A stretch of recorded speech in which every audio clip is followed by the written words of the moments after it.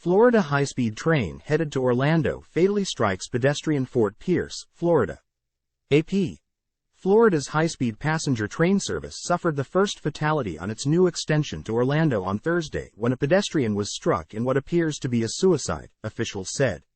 Overall, it was Brightline's 99th death since it began operations 6 years ago. A northbound Brightline train headed to Orlando struck the 25-year-old man shortly before 9 a.m. near the Atlantic coast city of Fort Pierce, Lucie County Sheriff Ken Mascara said at a news conference. He said the man was homeless and appeared to have intentionally stepped in front of the train. Brightline's trains travel up to 79 miles per hour, 127 kilometers per hour, in urban areas, 110 miles per hour, 177 kilometers per hour, in less populated regions, and 125 miles per hour, 200 kilometers per hour, through central Florida's farmland.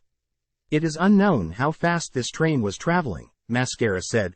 Brightline officials did not immediately respond to emails and phone calls seeking comment. Brightline opened its extension connecting Miami and Orlando on Friday, though the celebration was marred when a pedestrian was struck by one of the company's trains carrying commuters from West Palm Beach to Miami. Brightline trains have had the highest death rate in the U.S. since its Miami West Palm operations began. About one death for every 32,000 miles, 51,500 kilometers, its trains travel, according to an ongoing Associated Press analysis of federal data that began in 2019. The next worst major railroad has a fatality every 130,000 miles, 209,200 kilometers. Time equals 400 ms, greater than file. In this Wednesday, November 27, 2019 file photo, a Brightline passenger train passes by in Oakland Park, Florida. Florida's high-speed passenger train service suffered the first fatality on its new extension between West Palm Beach and Orlando on Thursday, September 28, 2023, when a pedestrian was struck. Overall, it was Brightline's 99th death since it began operations 6 years ago. AP photo, Bryn Anderson, file.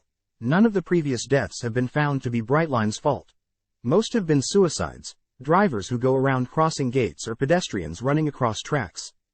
Brightline has taken steps its leaders believe enhance safety, including adding closed-circuit cameras near tracks, installing better crossing gates and pedestrian barriers, and posting signage that includes the suicide prevention hotline.